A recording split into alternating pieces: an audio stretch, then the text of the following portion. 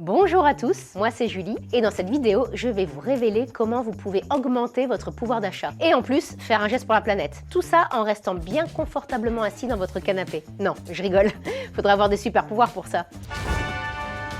Pardon, c'était peut-être un peu exagéré. En gros, je vais vous parler de roulement de tambour, rénovation énergétique. Ah non, attendez, partez pas, je vous jure, ça va être sympa. Allez, venez, c'est parti.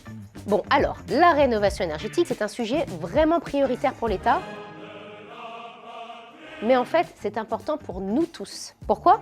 Parce que le bâtiment, ça représente près de 45% de la consommation d'énergie et c'est le deuxième secteur le plus émetteur de gaz à effet de serre, derrière les transports. Et en réduisant la consommation d'énergie d'un bâtiment, la rénovation énergétique fait aussi baisser votre facture énergétique, augmenter votre pouvoir d'achat et en bonus, ça permet d'améliorer votre confort. Ah bah c'est pas plus mal, hein, parce que l'énergie en ce moment, ça coûte la peau du... Enfin, ça coûte cher, quoi. Et ça permet évidemment de réduire ses émissions de CO2 pour un logement plus respectueux de l'environnement et un meilleur DPE. Allez, maintenant je vais vous expliquer comment sauter le pas pour faire des travaux de rénovation énergétique dans votre propre logement. Suivez-moi, c'est parti! Sauter le pas? Non, vous n'avez pas compris la blague. Bon, pardon, je m'égare. Alors, vous vous demandez peut-être par où commencer. La rénovation énergétique a pour but de réduire les besoins des logements en énergie de chauffage ou climatisation. Donc, pour faire les choses dans le bon ordre, il faut commencer par isoler l'enveloppe du bâti pour maximiser vos économies d'énergie. L'enveloppe de quoi? En fait, ça consiste à isoler l'ensemble des parois en contact avec l'extérieur, c'est-à-dire le toit, les murs, le sol et les surfaces vitrées. Et c'est important de noter qu'il faut aussi prévoir l'installation d'un système de ventilation pour améliorer la qualité de l'air intérieur. Non mais tu fais des travaux de rénovation et tu refais pas ton isolation.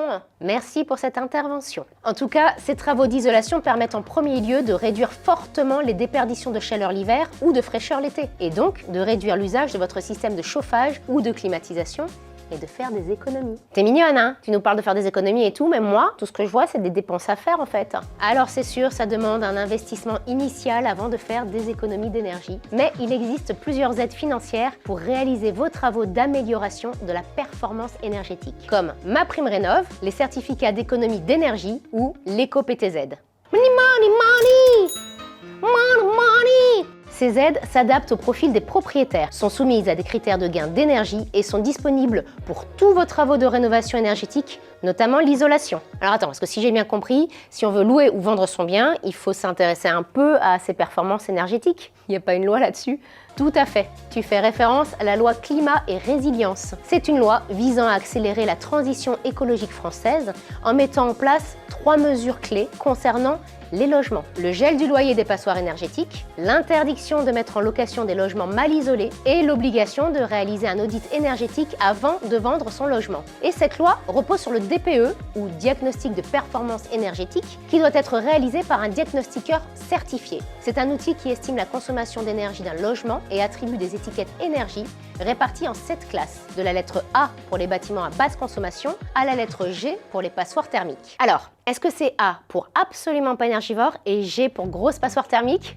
Non, pas du tout, c'est juste une échelle. En tout cas, comme vous pouvez le voir sur ce schéma, la loi Climat et Résilience prévoit de renforcer ces mesures. Par exemple, d'ici 2034, il sera interdit de louer un logement qui a une étiquette E. Donc en plus de gagner plusieurs classes de DPE, une rénovation globale performante, c'est-à-dire des travaux d'isolation et le remplacement des menuiseries et de la ventilation, permet 1. De réduire votre facture énergétique grâce à la baisse de votre consommation d'énergie ainsi que l'empreinte carbone du bâtiment. 2. Un meilleur confort thermique en toute saison. 3. Une meilleure isolation acoustique. 4.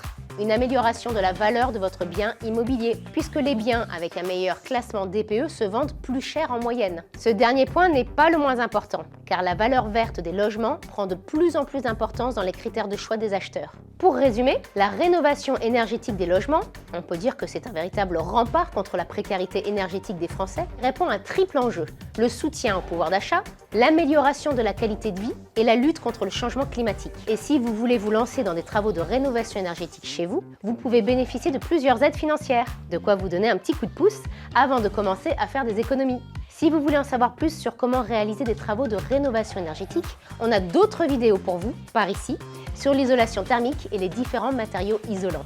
C'est tout pour aujourd'hui. Merci d'avoir regardé cette vidéo. Si elle vous a plu, n'hésitez pas à liker, nous laisser un commentaire ou à partager et abonnez-vous à notre chaîne. Ciao ciao!